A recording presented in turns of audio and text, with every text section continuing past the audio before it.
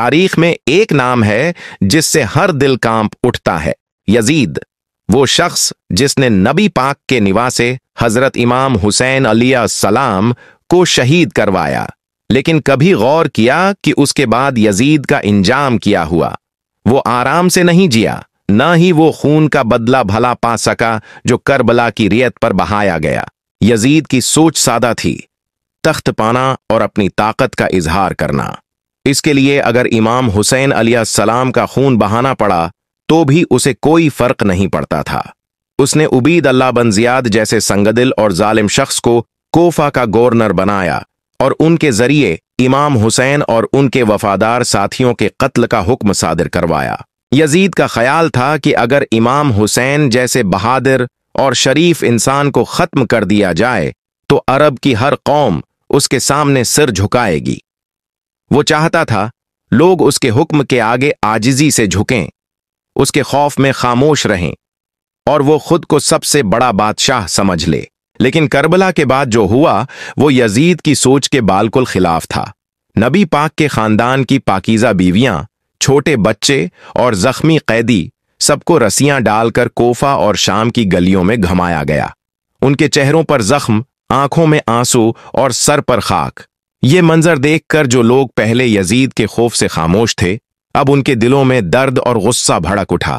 اسی دوران be be زینب علیہ السلام نے یزید کے دربار میں وہ خطبہ دیا جس نے سب کو ہلا کر رکھ دیا۔ اس خطبے نے یزید کی اصلیت سب کے سامنے بے نقاب کر دی۔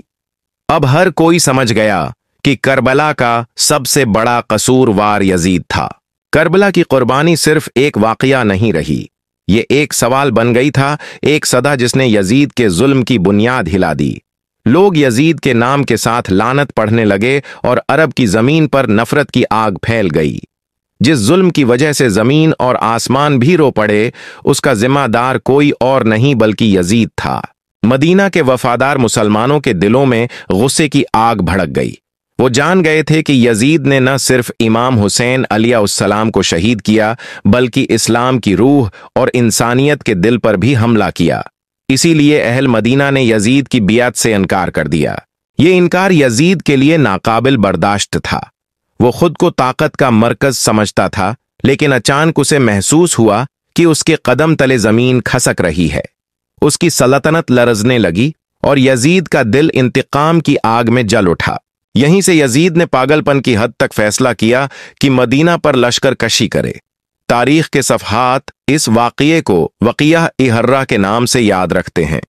یہ دن جب مدینہ کی گلیاں خون میں نہا گئیں، مسجد نبوی کی حرمت پامال ہوئی، مردوں کو بے وجہ قتل کیا گیا اور شہر ہر آنگن، ہر گلی، ہر در کے ساتھ درد اور چیخوں سے بھرا ہوا تھا۔ یزید کے ظلم کی شدت نے یہاں ختم نہیں کی۔ اس کے شریر ارادے اب اللہ کے گھر کعبہ کی طرف مڑ گئے۔ کعبہ جو امن کی جگہ کے طور پر جانا جاتا تھا، جسے ہر مسلمان اپنا قبلہ مانتا تھا، یزید کی فوج نے وہاں آگ کے گولے برسائے۔ کعبہ کا گلا جل گیا، اس کی دیواریں نقصان اٹھائیں اور جو مقام دعاؤں، سجود اور آنسوؤں سے معمور تھا اب شعلوں میں گھرا ہوا تھا۔ جب یہ خبر پھیلی تو پورے عالم اسلام میں ہلچل مچ گئی۔ لوگ کانپ اٹھے، ہر زبان سے یزید کے لیے لعنت اور نفرت کے الفاظ بلند ہونے لگے۔ جو پہلے اس کے ظلم پر خاموش تھے اب وہ بھی بول اٹھے۔ لیکن ظلم ہمیشہ قائم نہیں رہتا۔ اللہ سب سے بہتر انصاف کرنے والا ہے۔ کربلا کے بعد زیادہ دیر نہیں گزری تھی کہ یزید پر اللہ کا عذاب نازل ہونے لگا۔ وہ ایک عجیب اور دردناک بیماری میں مبتلا ہو گیا۔ تاریخ میں لکھا ہے کہ وہ مچھلی کی طرح تڑپ رہا تھا جو پانی سے باہر ہو، بے بس، بے حال اور بے چین۔ پانی پیتا تو اندر سے آگ کی طرح جلنے لگتا، جسم سڑ رہا تھا، ہر سانس میں اذیت۔ حکیم بھی حیران تھے کہ یہ کیسی بیماری ہے، کوئی دوا یا علاج کارگر نہیں تھا۔ آخر کار سب نے کہہ دیا کہ یہ مرض نہیں بلکہ اللہ کا عذاب ہے۔ یزید کی حالت دیکھ کر مدینہ اور دیگر علاقوں کے لوگ خاموش نہیں رہ سکے۔ وہ سمجھ گئے کہ جس نے امام حسین اور اہل بیت پر ظلم کیا اسے اللہ کے عذاب سے بچایا نہیں جائے گا۔ یزید دن رات چیختا، پسینے میں بھیگتا، پانی پیتا، لیکن کچھ فرق نہیں پڑتا، بس درد اور اذیت میں مبتلا رہتا۔ کچھ عرصے بعد یزید نے اپنے درباریوں کو ساتھ لے کر شکار کے لیے جنگل کی طرف روانہ ہوا۔ جنگل سنسان، درخت خشک اور ماحول خوفناک تھا۔ دن ڈھلنے کو تھا اور یزید نے ایک تیز رفتار ہرن دیکھا۔ وہ اپنی فورس کو پیچھے چھوڑ کر ہرن کے پیچھے دوڑا، لیکن پھر اس کی نظر ایک اور ہرن پر پڑی جو پہلے والے سے بھی تیز اور حسین تھا۔ یزید نے پوری طاقت سے گھوڑا دوڑایا، لیکن آہستہ آہستہ وہ اپنے درباریوں سے بہت دور نکل گیا۔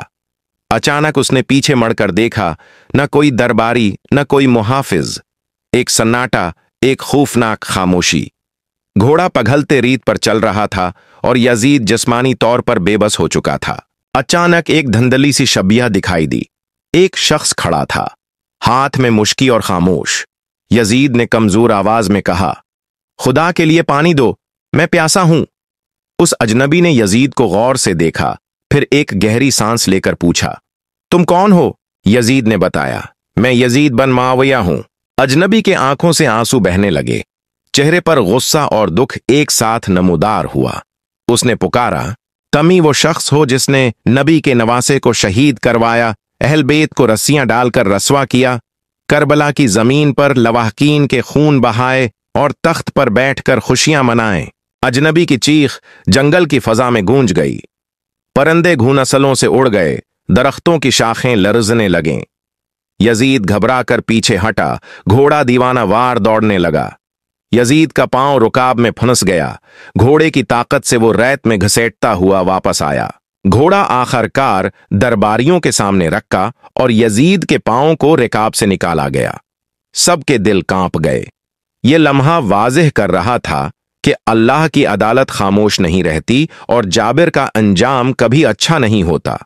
یزید کا پاؤں دفن کیا گیا اور کہا گیا کہ یہی اس کی قبر ہے۔